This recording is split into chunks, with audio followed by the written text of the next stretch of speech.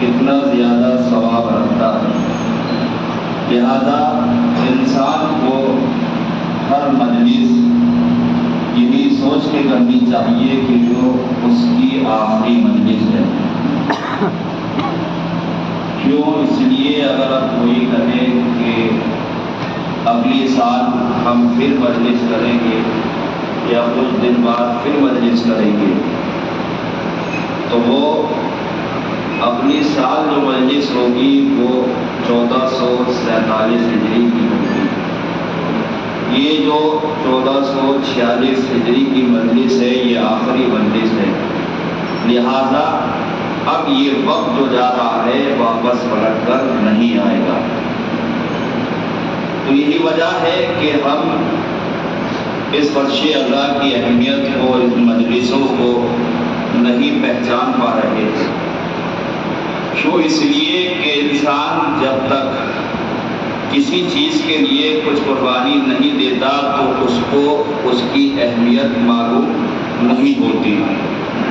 اور ہم سب کے پاس جو یہ فرش اللہ پہنچا ہے بہت آسانی کے ساتھ پہنچا ہے، ورنہ تاریخ گواہ ہے کہ اس کے لیے کتنی شہادتیں اور کتنی قربانیاں بزرگوں نے دی ہیں۔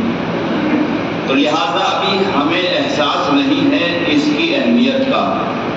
جس طریقے سے بچوں کو مثال دیتا ہوا چلوں کہ جس طریقے سے مچھلی کا جو بچہ ہوتا ہے اسے پانی کی اہمیت معلوم نہیں ہوتی، یہی وجہ ہے کہ جب تک وہ پانی میں رہتی ہے تو اسے پانی کی اہمیت نہیں معلوم ہوتی۔ کیوں؟ اس لیے جب آنکھ کھولی تو پانی پایا، جب بڑی ہونی شروع ہوئی تو پانی کو پایا، لہذا پانی کی اہمیت معلوم نہیں ہوتی۔ لیکن جہاں پانی کے تھپیڑوں نے اسے باہر پھینکا یا کسی شکاری نے مچھلی کو باہر نکالا تو اب اس سے پانی کی اہمیت معلوم ہوتی ہے کہ پانی کی کیا قیمت تھی میرے وجود کے لیے، کہ پانی سے نکل کر اب میرے وجود کی کوئی اہمیت نہیں ہے، یعنی یہ جو سانس چل رہی تھی وہ پانی کی بدولت چل رہی تھی، تو اسے باہر جا کر معلوم ہوتا ہے۔ یہی ہماری کیفیت ہے کہ جب ہم نے آغوش کھولی تو فرش ادا پر آئے، اور جب ہم چلنا سیکھے تو فرش ادا پر آئے، جب ہم بڑے ہوتے چلے گئے ہم سے اتنی کری کہ ہمیں معلوم نہیں ہوا، لیکن انسان کو جہاں موت اس پار سے اس پار لے کر جائے گی اور وہاں پر جا کر دیکھے گا تو انسان یہ ہاتھ ملے گا۔ کیوں؟ اس لیے قیامت کا ایک نام ہے یوم الحسرہ۔ انسان جو ہے حسرت کرے گا، کاش میں یہ عمل کر لیتا۔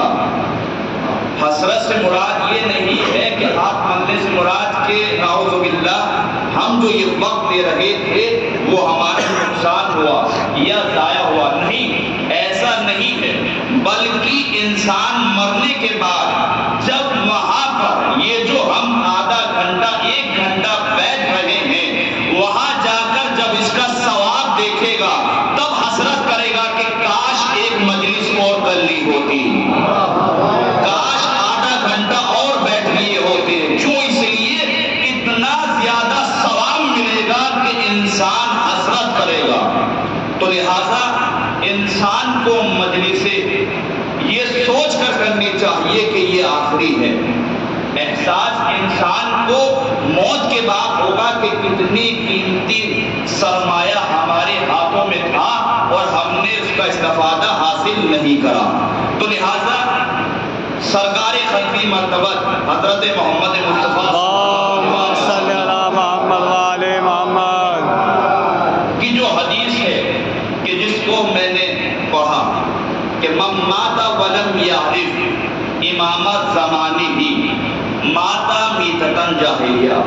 ہر کسی کے یہ حدیث یاد ہے اور ہر کسی کو اس کا ترجمہ بھی یاد ہے، صرف اپنی اصلاح کے لیے ترجمہ کر رہا ہوں کہ جو شخص مر جائے اور اپنے وقت کے امام کو نہ پہچانے اس کی موت جاہلیت کی موت ہوتی ہے۔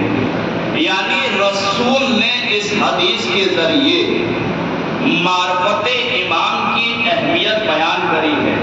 اگر کوئی شخص کتنا ہی بڑا عالم ہو جائے، کتنا ہی بڑا ڈاکٹر ہو جائے، کتنا ہی بڑا مفتی اعظم بن جائے، لیکن اگر در امام پر نہیں آیا تو اس کی موت جاہلیت کی موت ہوگی۔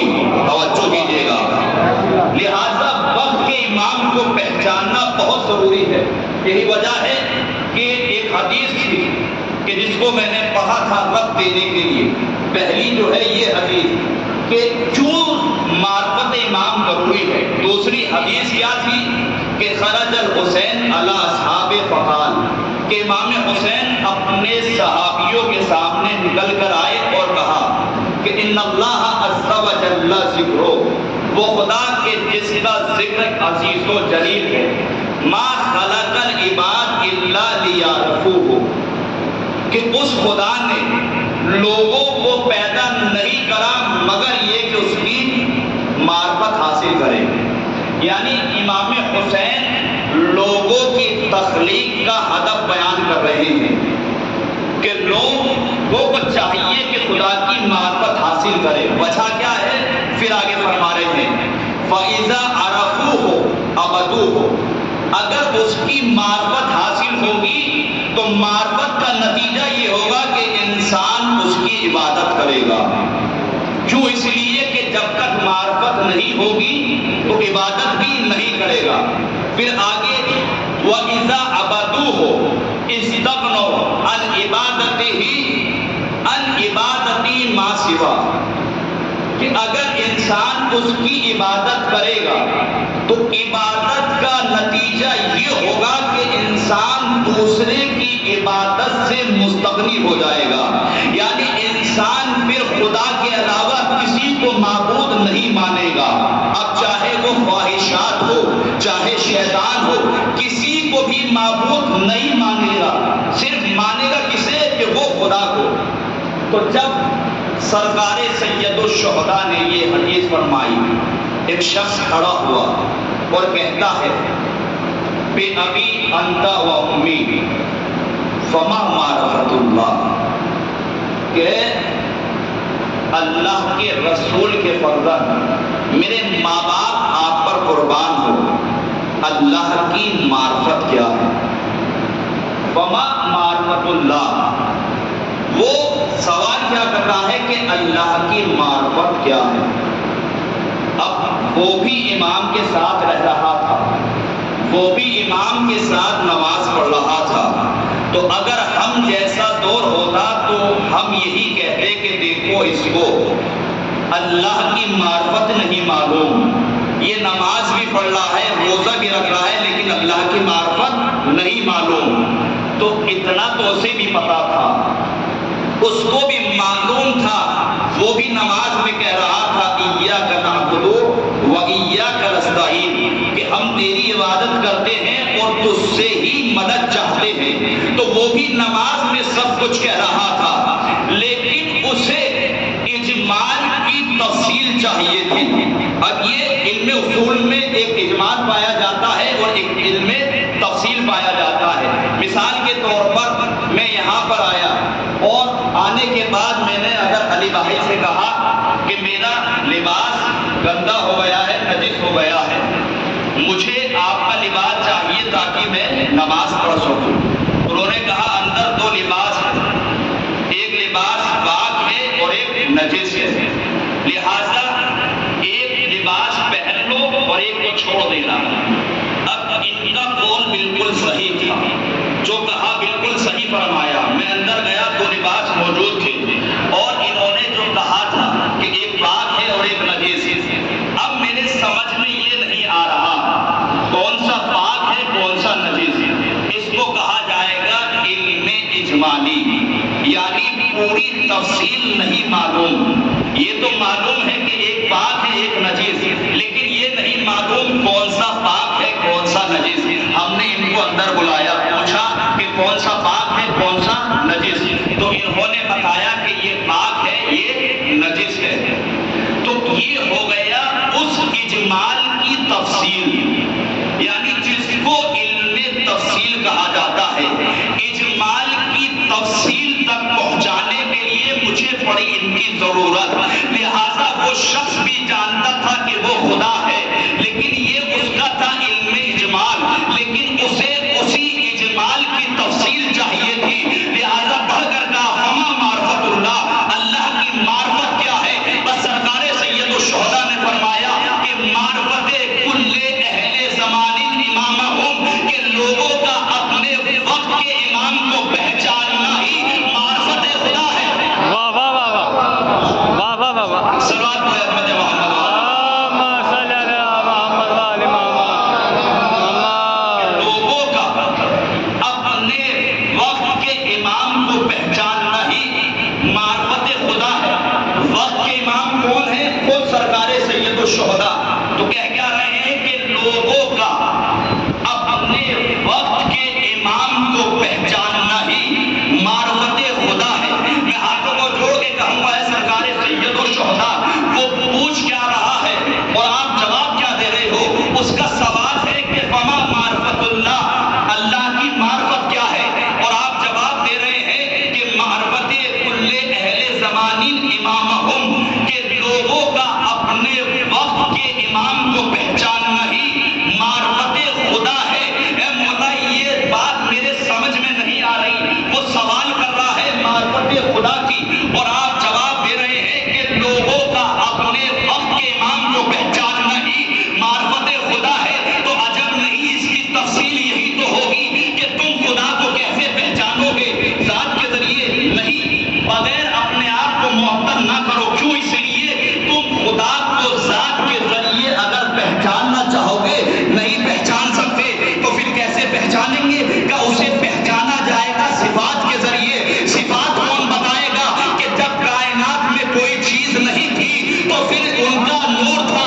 توجہ کیجیے گا، بھائی صفات کون بتائے گا؟ وہی بتائے گا نا کہ جس نے اس کائنات کو تخلیق ہوتے ہوئے دیکھا، وہی بتائے گا کہ وہ خالق ہے، وہی بتائے گا کہ وہ خدا رزق دے رہا تھا، تو وہی بتائے گا کہ وہ رازق ہے۔ توجہ کیجیے گا، یہی وجہ ہے کہ مولائے کائنات رزق تقسیم کر رہے تھے، تو ایک نے آگے پوچھا کہ کیا کر رہے ہو؟ کہا رزق تقسیم کر رہا ہوں۔ کہا اچھا۔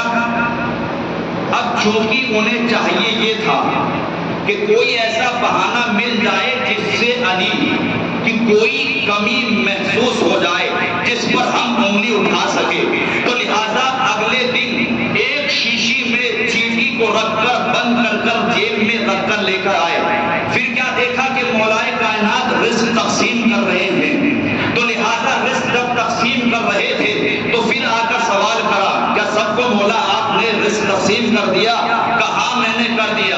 کہا کوئی چیز رہ تو نہیں گئی؟ کہا کوئی چیز نہیں رہ گئی۔ کہا مولا سوچ لیجئے۔ بس مولا نے انہی کے عقل کے مطابق جواب دیا کہ میں نے ہر کسی کو رزق دے دیا، یہاں تک کہ جو تمہاری جیب میں شیشی میں چینی ہے، اس کو بھی میں نے رزق دے دیا۔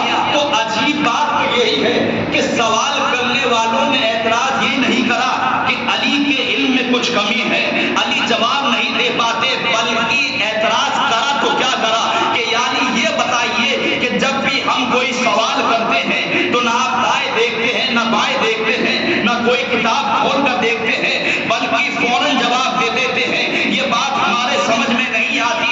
بس مولا نے مسکرا کر سوال کرا کہ بتا تیرے ہاتھ میں کتنی انگلیاں ہیں؟ اس نے بغیر ساختہ جواب دیا کہ 10 انگلیاں ہیں۔ مولا نے پھر سوال کرا، نہ تو نے دائیں دیکھا، نہ بائیں دیکھا، نہ کوئی کتاب کھول کر دیکھی، تو پھر جواب کیسے دے دیا؟ تو اس نے جواب دیا کہ مولا یہ بھی کوئی بات ہے، یہ تو میرے سامنے کی چیز ہے، میری آنکھوں کے سامنے انگلیاں رہتی ہے۔ بس مولا نے مسکرا کر جواب دیا، جس طریقے سے تیرے سامنے انگلیاں رہتی ہے تم نے فوراً جواب دے دیا، اسی طریقے سے میرے سامنے یہ پوری کائنات خلق ہوئی ہے۔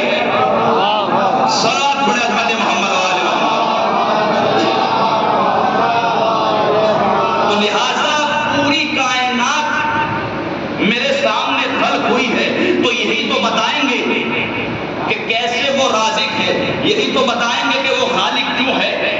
نے ہی سجدہ کر کے بتایا کہ وہ لائق معبود ہے، اس کی عبادت کی جائے، تو لہذا سارے صفات خدا کے انہوں نے تو بتائے ہیں، تو لہذا وہ سوال یہ کر رہا تھا فما معرفت اللہ، اللہ کی معرفت کیا ہے؟ تو امام جواب دے رہے تھے کہ لوگوں کا اپنے وقت کے امام کو پہچاننا یعنی خدا کو پہچاننا، یعنی امام نے بتا یہ دیا کہ خدا تک وہی پہنچے گا جو در امام تک آ جائے، توجہ کیجیے گا، جو در امام تک آ جائے، لہذا بتا رہے ہیں کہ جب تک امام کو نہیں پہچانو گے تو اس علم اجمال سے اس علم تفصیل تک نہیں پہنچ سکتے۔ اب آپ کے سمجھ میں آیا کہ وہ محمود ہے اجمال، اس کی تفصیل ہے محمد، توجہ کیجیے گا، وہ اعلیٰ ہے اجمال، اس کی تفصیل ہے علی، وہ فاطر السماوات والارض ہے اجمال، اس کی تفصیل ہے فاطمہ، وہ محسن ہے اجمال، اس کی تفصیل ہے حسن، وہ قدیم الاحسان ہے اجمال، اس کی تفصیل ہے حسین۔ بس اس انوار مقدسہ کو دیکھتے چلے جائیے اور انہی کے ذریعے ان اجمال سے اس تفصیل تک پہنچتے چلے جائیے، اور جب ذہن تھک کر کہیں ایک جگہ رک جائے تو بس اتنا سوچ لینا کہ وہ کیسا ہوگا کہ جس نے انہیں خلق کیا ہے۔ صلوات پڑھیں عظمت محمد والے اللهم صل على محمد وعلى محمد۔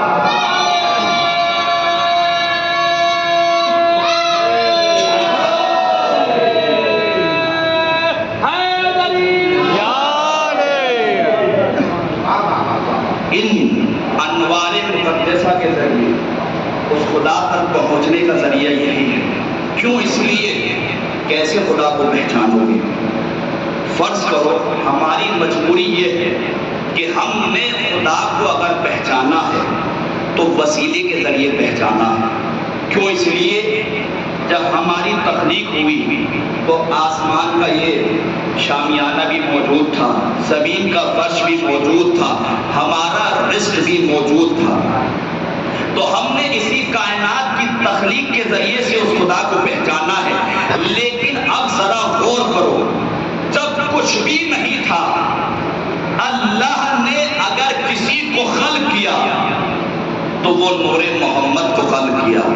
کیوں؟ اس لیے خود حدیث ہے اول ما خلق اللہ نوری، سب سے پہلے اللہ نے جو خلق کیا وہ میرا نور خلق کیا۔ اب آپ غور کریں کہ جب کوئی بھی چیز نہیں تھی تو اس خدا کا وجود تھا، اس نے محمد کے نور کو خلق کیا اور محمد کے سامنے ساری چیزوں کو خلق کیا۔ اب پہچانیے کہ یہی وہ در ہے کہ جو خدا کا تعارف کرائیں گے۔ اچھا آپ نے یہ حدیث سن لی، اول ما خلق اللہ نوری، سب سے پہلے خدا نے میرے نور کو خلق کیا۔ آپ نے اس بات کو بہت آسانی سے تسلیم کر لیا، لیکن جو دشمن اہل بیت ہے وہ سوال کیا کرتے ہیں؟ وہ سوال ادھر سے کرتے ہیں کہ یہ ہمیں بہت حدیثیں پائی جاتی ہے، اول ما خلق اللہ القلم، اول ما خلق اللہ العقل، اول ما خلق اللہ اللوح، اول ما خلق اللہ الروح۔ تو یہ چار چیزیں جو ہے وہ سامنے والا پیش کرے گا، تو اب اس کا جواب کیا ہے؟ تو ایک تو نقیض جواب ہے کہ ہم نے تو ایک حدیث بیان کری تھی، آپ نے چار چار بیان کر دی، آپ ان چار میں سے ایک ثابت کر دو۔ پہلے توجہ کیجیے، آپ ان چار میں سے ایک ثابت کر دیجیے، پھر ہم بتائیں گے کہ کون سی پہلی۔ یہ ہوا نقیض والا جواب۔ اب اصل جواب کیا ہے؟ یہ 5 حدیثی جو ہیں ان میں سے کون سی صحیح ہے یا کون سی غلط ہے؟ ساری حدیثیں صحیح ہیں۔ پہلے اللہ نے محمد کے نور کو خلق کیا، پھر اس کے روح کو خلق کیا، قلم کو خلق کیا، لوح کو خلق کیا اور عقل کو خلق کیا۔ ان 5 میں سے ایک ہی تو چیز ہوگی کہ جو پہلے خلق کی جائے۔ اب یہ تو ہے نہیں کہ پانچوں چیز ہی سب سے پہلے خلق ہو۔ کیوں؟ اس لیے سب سے پہلے کا جو لفظ آئے گا وہ ایک کے لیے آئے گا، باقی پانچوں کے لیے مثال دے کے چلو اس کا جواب کیا ہے. میں یہاں پر کہوں کہ سب سے پہلے اس مجلس میں فلاں انسان آیا، پھر اس کے بعد کہوں کہ اس مجلس میں سب سے پہلے فلاں انسان آیا، تو بات یہ معقول ہے؟ نہیں، معقول نہیں ہے. کیوں؟ اس لیے کہ یہ مستحیل ہے، امپاسبل ہے. کیوں؟ اس لیے آنے والا اگر آئے گا تو ایک آئے گا، یا تو وہ آئے گا جو پہلے آیا یا بعد والا ایک آئے گا. تو لہذا اب مثال کا دوسرا رخ دیکھیے. سب سے پہلے جو مجلس میں آیا وہ ایک باپ تھا، سب سے پہلے جو مجلس میں آیا وہ ایک بیٹا تھا، سب سے پہلے جو ایک مجلس میں آیا وہ بھائی تھا، سب سے پہلے جو مجلس میں آیا وہ ایک شوہر تھا، سب سے پہلے جو مجلس میں آیا وہ ایک دادا تھا. تو اب کیا یہ پاسبل ہے یا نہیں؟ آیا یہ ممکن ہے یا نہیں؟ کہ کیسے ممکن ہوگا؟ جواب سنیے. آنے والا تھا ایک ہی، لیکن رشتے الگ الگ تھے. توجہ کیجیے گا، بات میں نے پوری کر دی. بات کیسے؟ اگر بیٹے کی طرف سے دیکھا جائے گا تو آنے والا باپ تھا، باپ کی طرف سے دیکھا جائے گا تو آنے والا بیٹا تھا، زوجہ کی طرف سے دیکھا جائے گا تو آنے والا شوہر تھا، اور اگر دیکھا جائے گا پوتے کی طرف سے تو آنے والا دادا تھا، بھائی کی طرف سے دیکھا جائے گا تو آنے والا بھائی تھا. یعنی تھا ایک شخص، لیکن رشتوں کے اعتبار سے نام بدلتے چلے گئے. بس اسی طریقے سے ان حدیثیں ہیں. کیوں؟ اس لیے سب سے پہلے جو اللہ نے خلق کیا وہ تھا ایک، لیکن اگر اسے نور کی طرف سے دیکھا گیا تو سب سے پہلے نور ہوا، عقل کی طرف سے دیکھا گیا تو عقل ہوا، اور لوح کی طرف سے دیکھا گیا تو لوح تھا، اور قلم کی طرف سے دیکھا گیا تو قلم تھا. لیکن اس کی حقیقت کیا تھی؟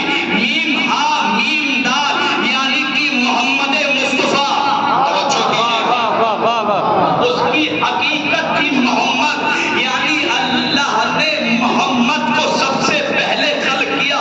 لیکن جب نور کی طرف سے دیکھا گیا تو یہ نور کہلایا، جب قلم کی طرف سے دیکھا گیا تو یہ قلم کہلایا، جب لوح کی طرف سے دیکھا گیا تو یہ لوح کہلایا، جب عقل کی طرف سے دیکھا گیا تو یہ عقل کہلایا. یعنی بالکل مختصر کر کے یہ کہہ دیا جائے، یعنی جب یہ پوری ذات سمٹی تو محمد کہلائی، اور جب یہ ذات بگڑی تو چہتا معصومین کہلائے.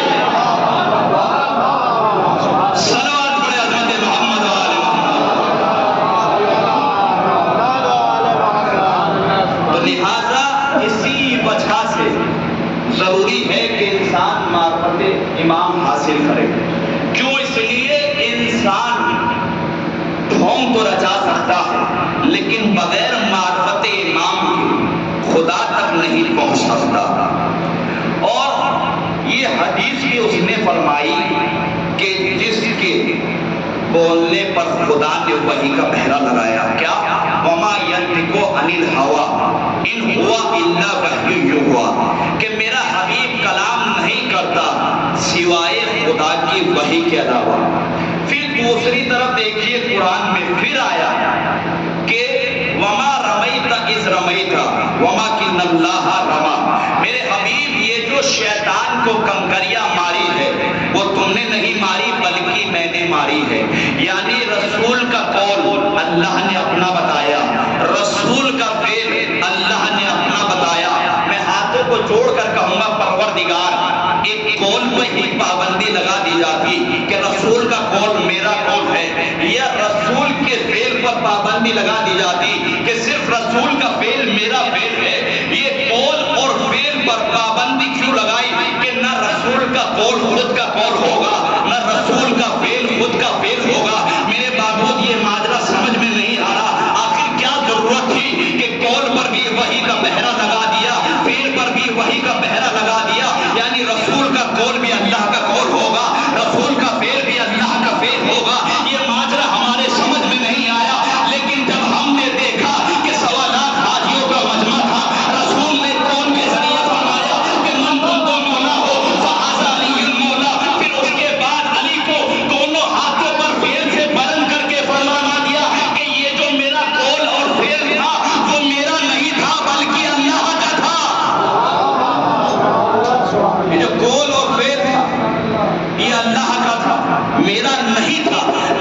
بغض علی میں پھر ایک شخص نکل کر آیا، اللہ اکبر، لیکن میں داد دیتا ہوں اس کی جرت کا کہ ان منافقوں سے تو بہتر تھا کہ جو دل میں بغض علی لے رہے تھے لیکن آگے کہہ رہے تھے بخن بخن لکا یا علی ابن ابی طالب، کہ علی بہت بہت مبارک ہو کہ آپ سب کے مولا بن گئے۔ یہ ان منافقوں سے بہتر تھا، کیوں؟ اس لیے اپنے اصل چہرے پر لے کر آیا، آ کر کہتا ہے اے اللہ کے رسول، یہ جو پیغام آپ نے پہنچایا ہے اگر اپنی طرف سے تھا تو نعوذ باللہ آپ پر عذاب نازل ہو، اور اگر اللہ کی طرف سے تھا تو مجھ پر عذاب نازل ہو۔ بس قرآن نے پڑھ کر جواب دیا کہ سأل سائل بعذاب واقع، کہ بس سائل نے سوال کیا فوراً آسمان سے عذاب نازل ہوا، یعنی ایک پتھر آیا اور اس کو واصل جہنم کر دیا۔ کون تھا یہ؟ حارث بن نعمان۔ تو تاریخ اسلام میں جب ہم نے اوراق پلٹے تو دو حارث ملے، ایک غدیر خم کا حارث اور ایک میدان خیبر کا حارث، لیکن دونوں میں فرق تھا۔ فرق کیا تھا؟ کہ جو خیبر کا حارث تھا وہ اللہ کا دشمن تھا، جو غدیر خم کا حارث تھا وہ علی کا دشمن تھا۔ توجہ کیجیے گا، لیکن فرق کیا ہے کہ جو خیبر کا حارث تھا اللہ کا دشمن، لیکن واصل جہنم علی نے کرا، اور جو غدیر خم کا حارث تھا علی کا دشمن، لیکن واصل جہنم خدا نے کیا۔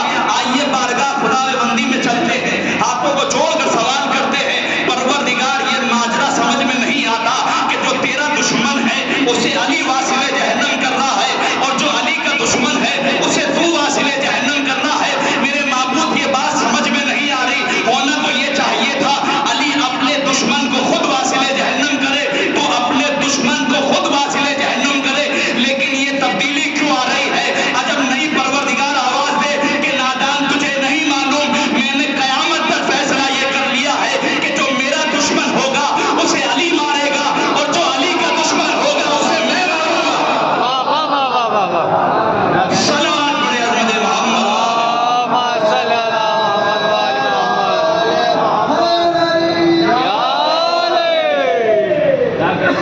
مل جل کر صلوات پڑھے حضرت محمد۔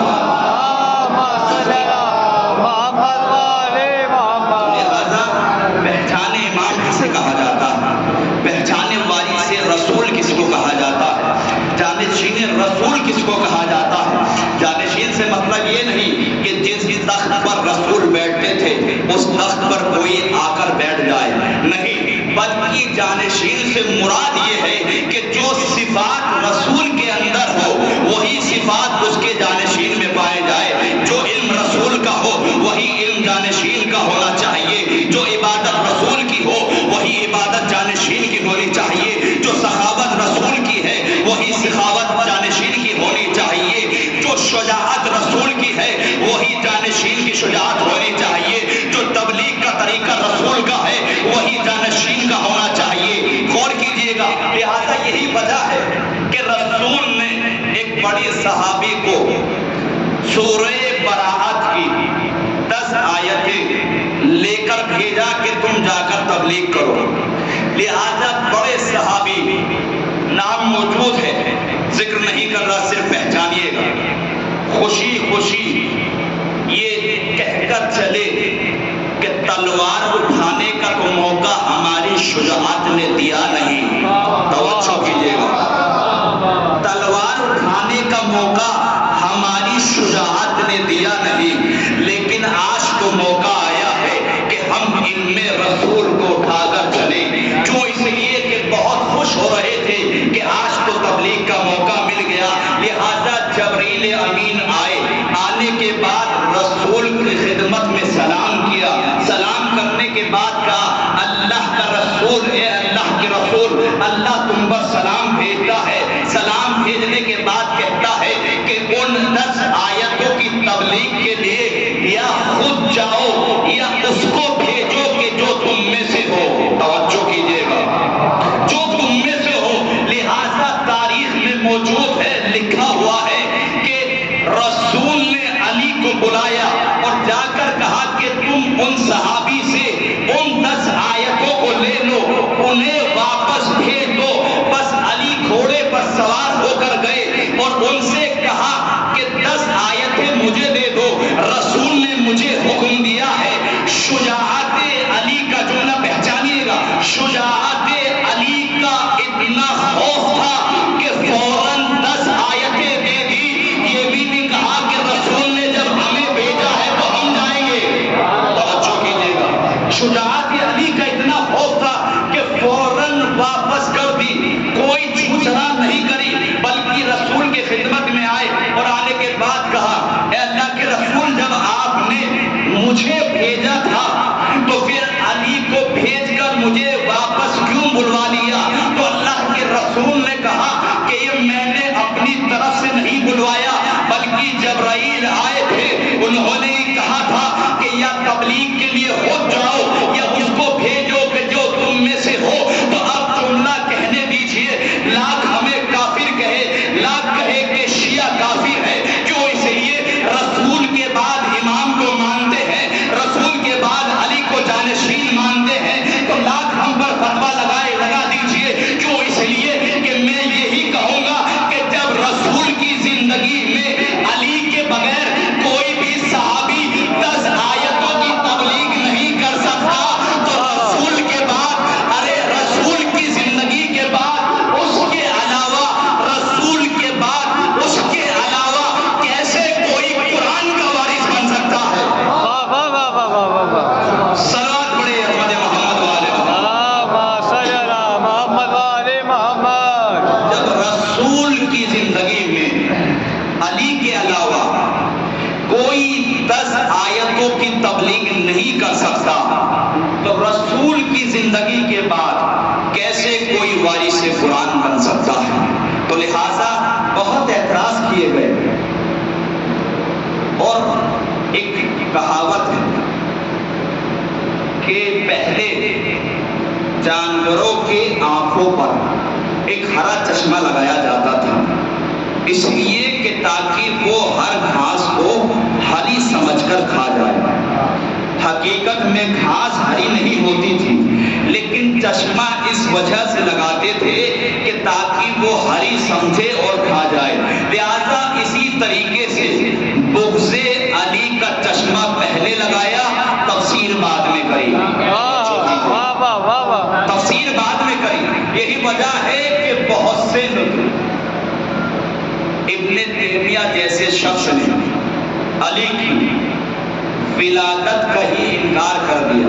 کہتا ہے کہ کیا تم لوگ یہ شور مچائے رہتے ہو کہ علی کی ولادت کعبے میں ہوئی؟ کیسا یہ شور مچائے رہتے ہو؟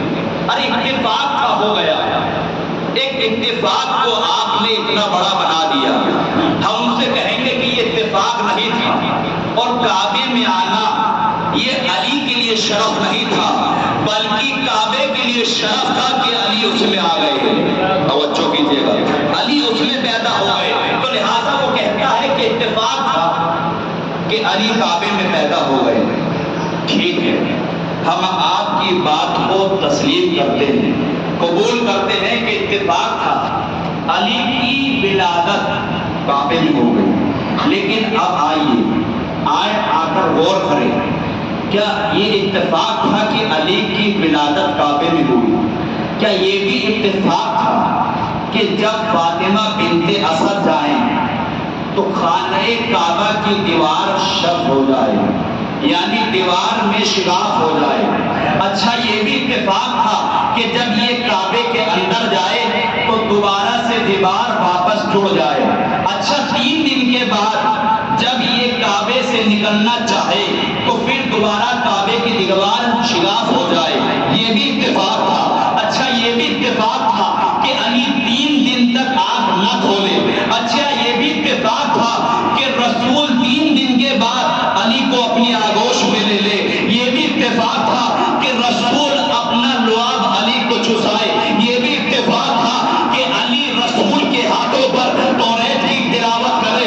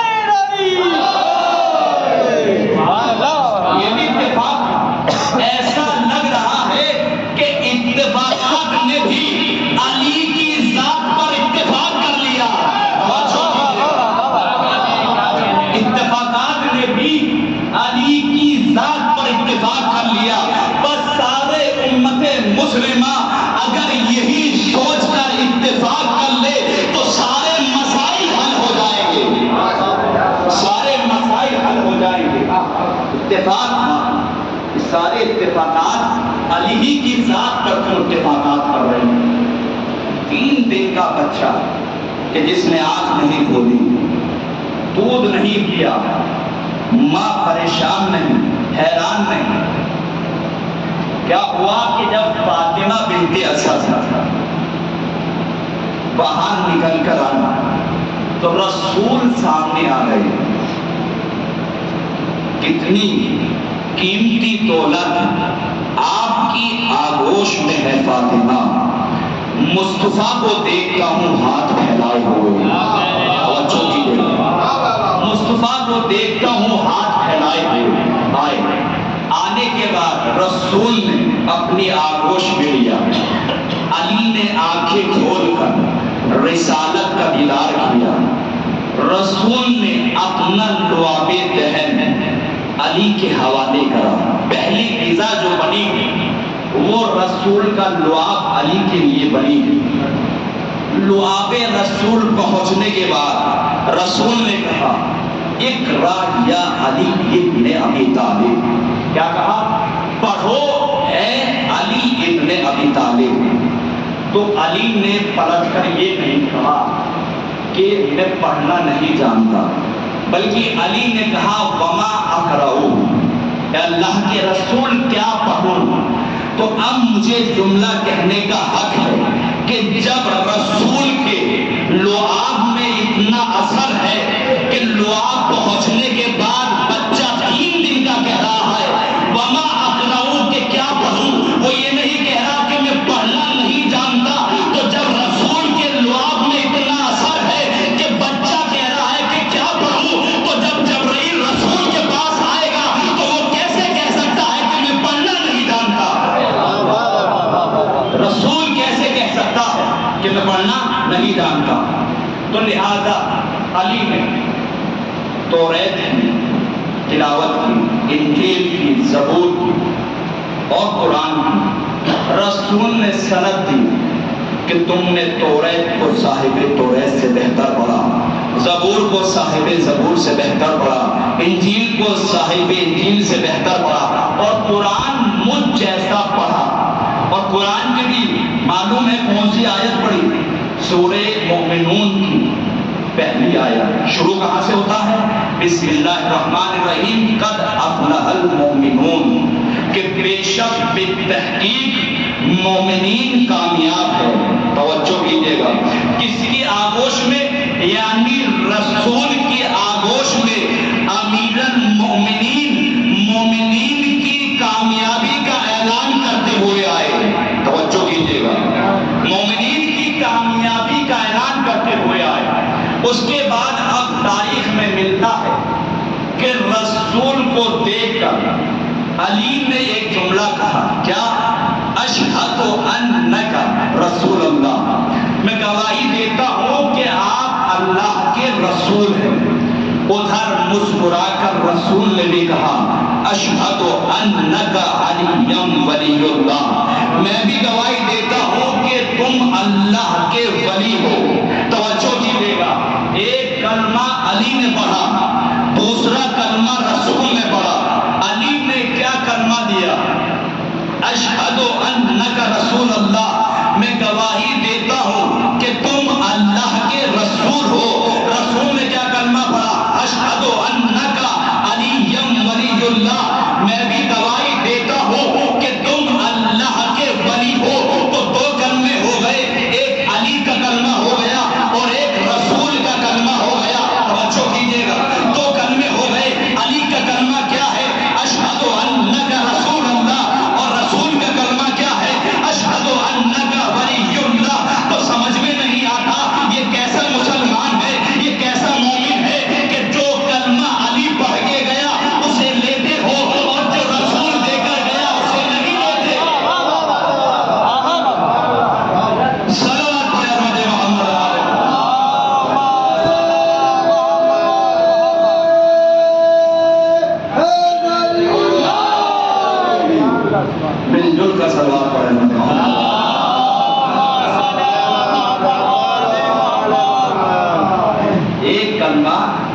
علی پڑھ کے گئے اور ایک رسول نے پڑھا، لیکن سمجھ میں نہیں آتا۔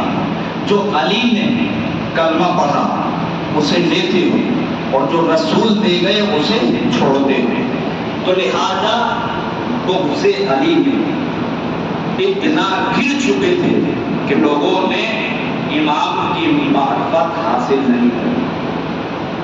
تو لہذا یہی وجہ ہے، بغض علی کی وجہ سے کربلا کا وجود آیا ہے۔ کیوں؟ اس لیے کہ اگر علی نے ان کے آباء و اجداد کو بدر و حنین میں مارا نہ ہوتا تو یہ بغض علی میں علی کے گھر والوں کو اتنا قتل نہ کرتے۔ کیوں؟ اس لیے دلوں میں بغض علی تھا۔ یہ تو وجہ ہے کہ سرکار سید الشہداء جب خطبہ دے رہے تھے، کیا میں نے دین محمد میں کوئی تبدیلی لائی ہے؟ کہ نہیں۔ کیا حلال محمد کو حرام کہا ہے؟ کہ نہیں۔ کہ حرام محمد کو حلال کرا ہے؟ کہ نہیں۔ کہ میں نے تمہارے کسی عزیز کو قتل کیا ہے؟ کہ نہیں۔ کہ پھر مار کیوں رہے ہو؟ کہ بغض علی، تمہارے باپ علی کے بغض میں۔ تو کربلا کا وجود علی کے بغض میں آیا ہے۔ اللہ اکبر۔ ہمیں علی کی معرفت لوگوں کو کروانی ہے۔ آج کی جو تاریخ ہے وہ کائنات کے سب سے بڑے اقتدار کا شہادت کا دن ہے۔ کون؟ سید سجاد۔ لیکن ہم نے ذات سید سجاد کو محدود کر دیا، مخصوص کر دیا، صرف کہ انہوں نے 35 سال زندہ رہے کربلا کے واقعے کے بعد، کہ سید سجاد کربلا کو یاد کر کے روتے رہے۔ اور کیا جانتے ہم کہ وہ کربلا سے لے کر شام تک ہتھکڑیوں بیڑیوں میں گرفتار ہو کر شام تک لائے گئے، یہی جانتے ہیں۔ لیکن سیرت امام کو پہچانی، صحیفے سجادیہ کو اٹھا کر پڑھیے کہ صحیفے سجادیہ میں کتنا علم امام نے دیا ہے۔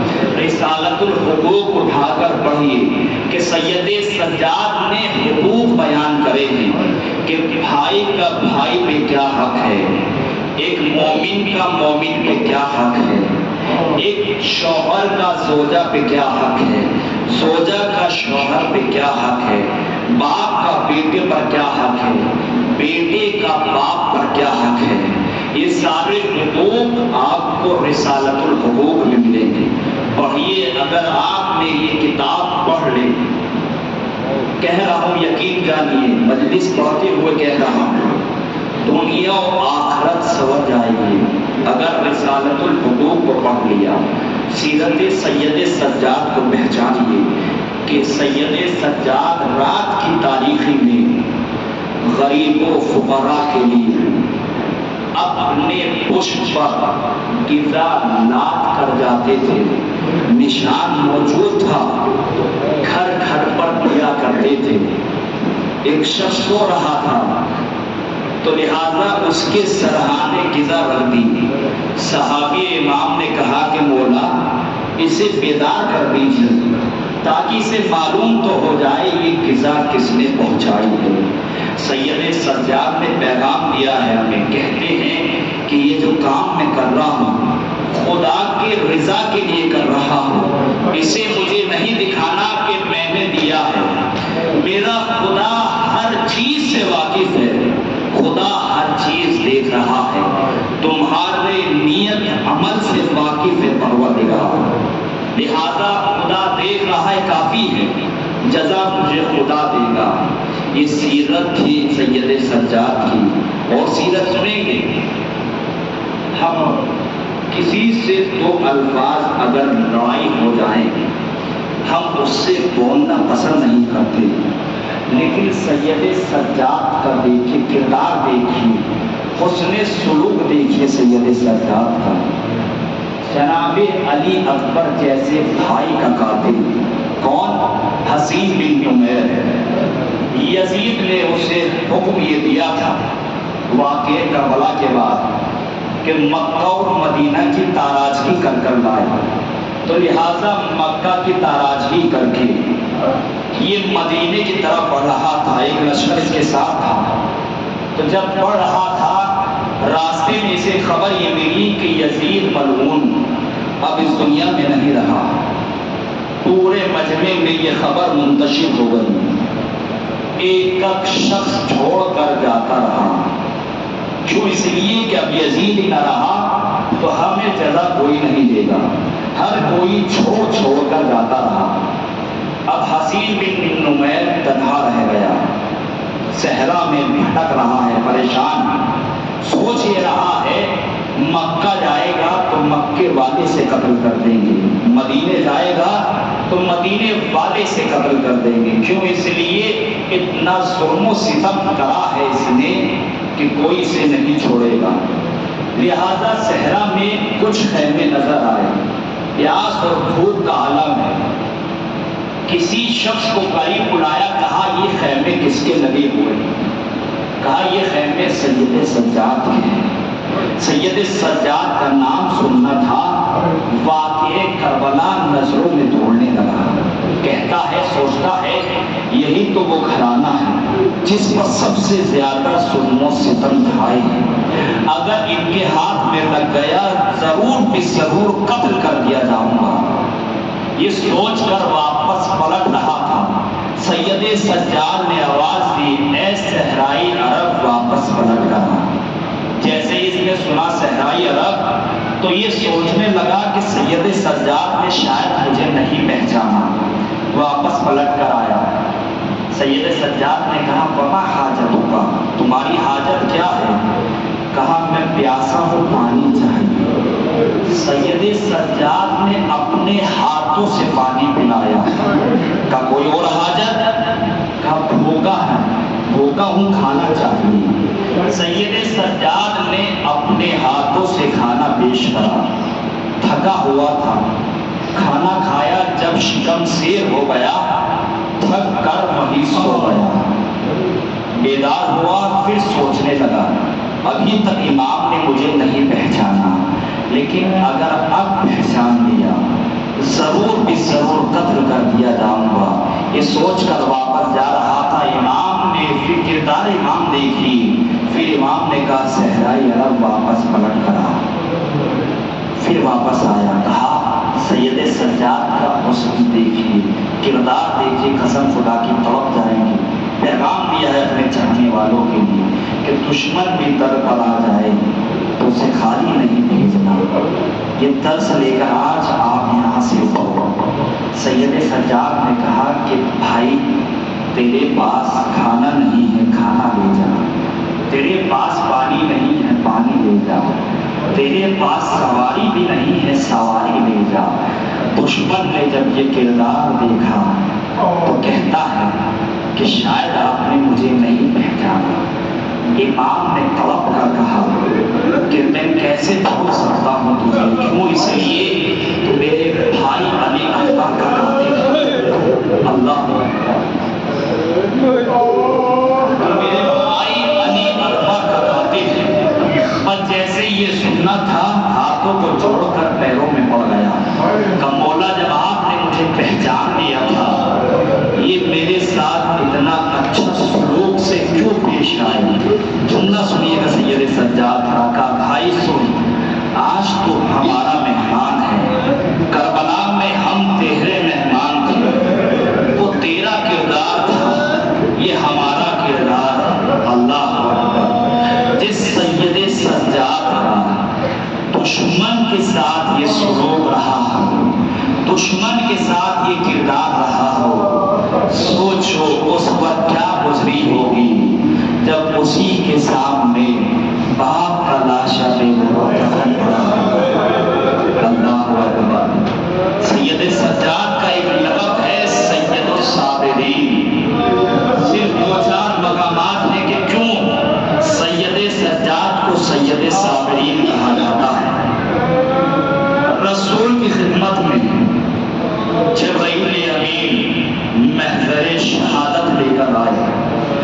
رسول نے محضر شہادت پڑھا، زاروں قطار رونے لگے۔ فاطمہ بھی موجود ہے، حسن حسین بھی موجود ہے۔ کہا نانا کیوں رو رہے ہو؟ حسین سے تڑپ کر رسول نے کہا کہ جبرائیل محضر شہادت لے کر آئے۔ کہا نانا کیا لکھا ہوا ہے؟ کہا حسین میرے دین کی بقا تمہارے قتل پر محصور ہے۔ حسین نے مسکرا کر کہا نانا اگر میرے قتل سے آپ کا دین بچتا ہے تو میں قبول کرتا ہوں۔ کہا حسین اتنا آسان نہیں ہے، اس راستے میں اکبر جیسے بیٹے کی قربانی دینی پڑے گی۔ کہا نانا قبول ہے۔ کہا حسین اتنا آسان نہیں ہے، عباس جیسے بھائی کے بازو دینے پڑے گی۔ کہا نانا قبول ہے۔ کہا اتنا آسان نہیں ہے، بھتیجے کا لاشا پامال ہوگا۔ کہا نانا قبول ہے۔ اتنا آسان نہیں ہے حسین، 3 دن کا بھوکا پیاسا تمہیں ذبح کیا جائے گا۔ کہا نانا قبول ہے۔ کہا کونوں محمد جیسے بھانجے کی قربانی دینی پڑے گی۔ کہا نانا قبول ہے۔ حسین قبول کرتے چلے گئے۔ رسول نے طلب کے آخر میں کہا حسین اتنا آسان نہیں ہے، اس راستے میں زینب کی چادر بھی ڈالو۔ اللہ اکبر۔ تب جائیں گے جس حسین نے اکبر جیسے بیٹی کی قربانی قبول کری، بھائی عباس جیسے کے بازو قربان کرے، اونم محمد جیسے بھانجے کو قربان کیا، قاسم جیسے بھتیجے کو قربان کیا۔ ارے جب زینب کی چادر کا سوال آیا حسین پیچھے ہٹ گئے، خاموش ہو گئے۔ مجھے نہیں ملتا کہ حسین نے کہا ہو کہ قبول ہے، لیکن رسول نے آگے بڑھ کر کہا حسین گھبرانے کی بات نہیں ہے، ارے یہ کام جو کیا جائے گا تمہاری زندگی کے بعد کیا جائے گا۔ حسین نے جیسے ہی یہ سنا آگے بڑھ کر کہا اگر میری زندگی کے بعد کیا جائے گا تو نانا مجھے قبول ہے۔ ہائے جس حسین نے یہ برداشت نہ کیا ہو، ارے سید سجاد محمد اللہ پہچانیے سید سجاد کا سر، پہچانیے سید سجاد کا سر کیا ہے۔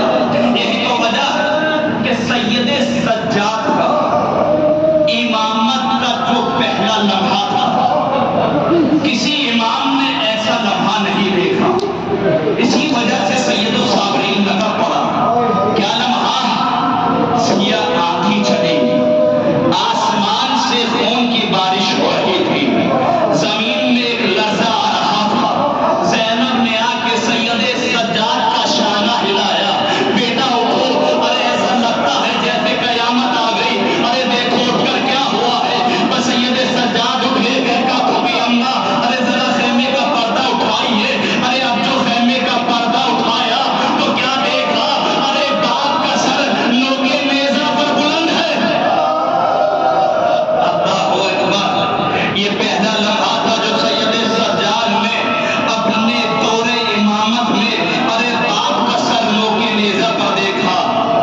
پہلا حکم جو امامت کا دیا ہے کسی امام نے ایسا نہیں کیا۔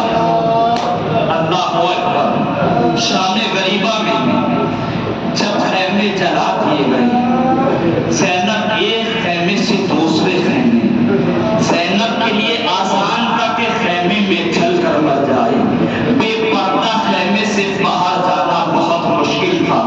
سید سجاد کو ہلایا، کہا بیٹا جان کو بچا کر خیمے سے نکل جائیں یا خیمے میں چل کر مر جائے۔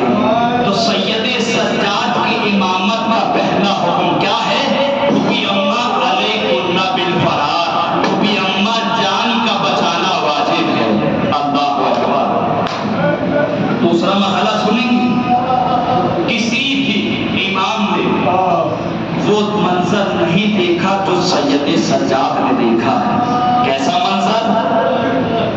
کوئی بھی امام جس کے سامنے امام کا انتقال ہوا ہے نا، ہر امام نے بڑی شان و شوکت کے ساتھ اپنے باپ کا لاشا اٹھایا ہے۔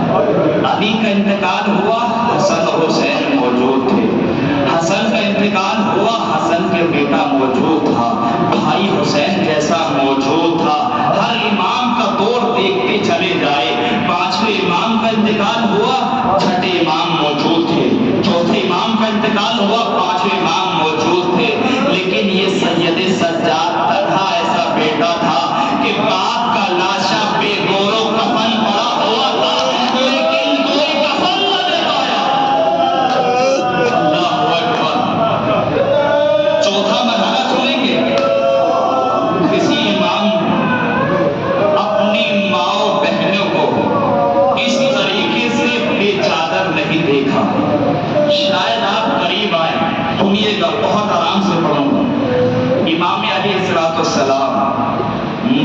مدینے میں گلیوں میں جا رہے تھے، 4-5 آدمی مل کر گفتگو کر رہے تھے، اور ایک نے سوال کرا کہ یہ سوال کا جواب چاہیے کہ ایک مرد کے لیے سب سے سخت مرحلہ کیا ہوتا ہے؟ ایک نے کہا کہ اگر بچہ کچھ مانگے، باپ اگر خواہش پوری نہ کر پائے تو بہت سخت مرحلہ ہوتا ہے۔ کوئی کہہ رہا تھا کہ گھر میں اگر بچے بھوکے ہوں اور آدمی کے پاس پیسے نہ ہو، بہت سخت مرحلہ ہوتا ہے۔ ہر کوئی اپنی اپنی رائے دے رہا تھا کہ اسی اثنا میں علی کا گزر ہوا۔ سب نے کہا کہ علی اس کا صحیح جواب دیں گے، علی قریب